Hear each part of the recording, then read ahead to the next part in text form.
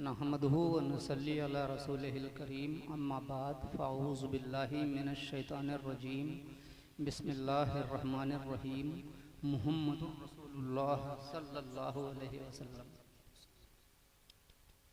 जहाँ बानी अता कर दें, जहाँ बानी अता कर दें, भरी जन्नत हिबा कर दें।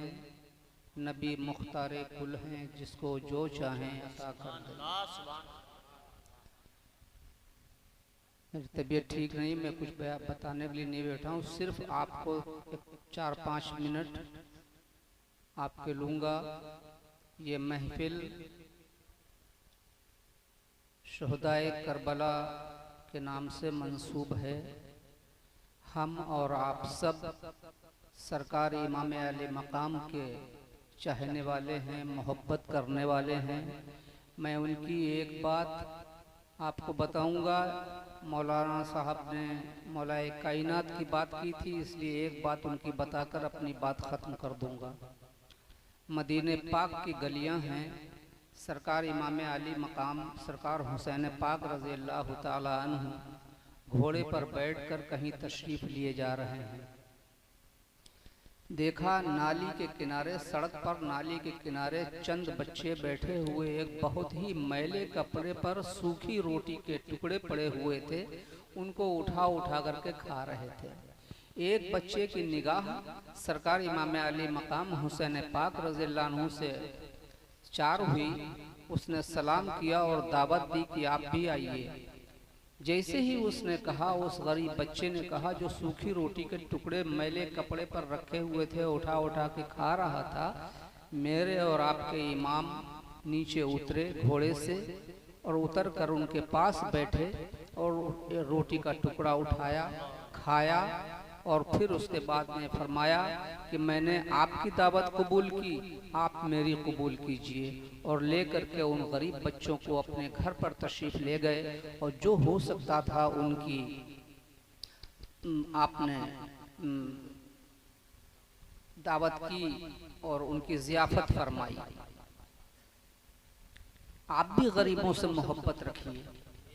आप भी गरीब सरकार इमाम अली मकाम की इस सुन्नत को अदा कर लिया कीजिए साल में एक बार,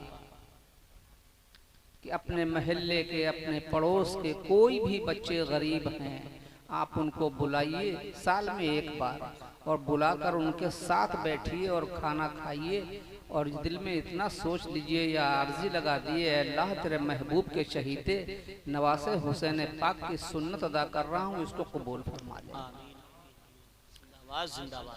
मौलाए कायनात अभी मौलाना साहब फरमा रहे थे, टिकट तो जन्नत का मौलाए कायनात अता फरमाएंगे। बेशक सच है, टिकट जन्नत का मौलाए कायनात ही अता फरमाएंगे।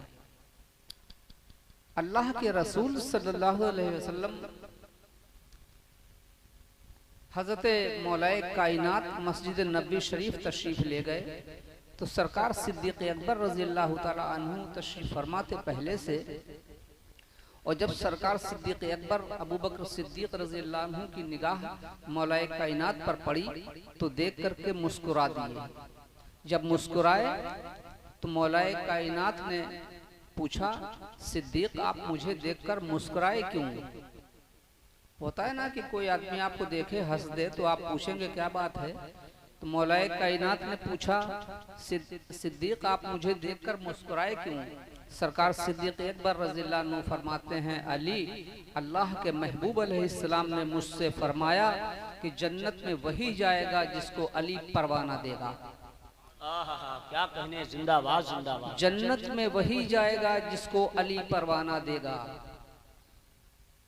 जब ये सिद्दीक़ अकबर रज़ियल्लाहु अन्हु ने फरमाया कि अल्लाह के महबूब ने फरमाया है कि अली जन्नत में वही जाएगा जिसको अली परवाना देगा, तो मौलाए कायनात भी मुस्कुराने लगे। सिद्दीक़ अकबर रज़ियल्लाहु अन्हु फरमाते हैं, अली आप क्यों मुस्कुराए? फरमाया, सिद्दीक़ अल्लाह के महबूब ने मुझसे फरमाया था कि अली जन्नत का परमिट, जन्नत का परवाना उसी को देना जो सिद्दीक़ का वफादार हो। क्या कहने, जिंदाबाद जिंदाबाद, नारे तकबीर, नारे रिसालत सरकार बादशाह हुसैन वास्ती सादाते बिलग्राम शरीफ मिशन फातहे बिलग्राम। मैंने बात खत्म की। अपना अकीदा रखिएगा ये कि मैं चारियारी भी हूँ और पंजतनी भी हूँ। क्या कहने, जिंदाबाद अल्हम्दुलिल्लाह। बेशक सुभान अल्लाह। मैं चारियारी भी हूँ, पंजतनी भी हूँ, और जब चारियारी हूँ तो जुमला सहाबे कराम वाला। बेशक जिंदाबाद जिंदाबाद। दुनिया के किसी पचड़ों में मत पड़िएगा वरना ईमान खतरे में आ जाएगा।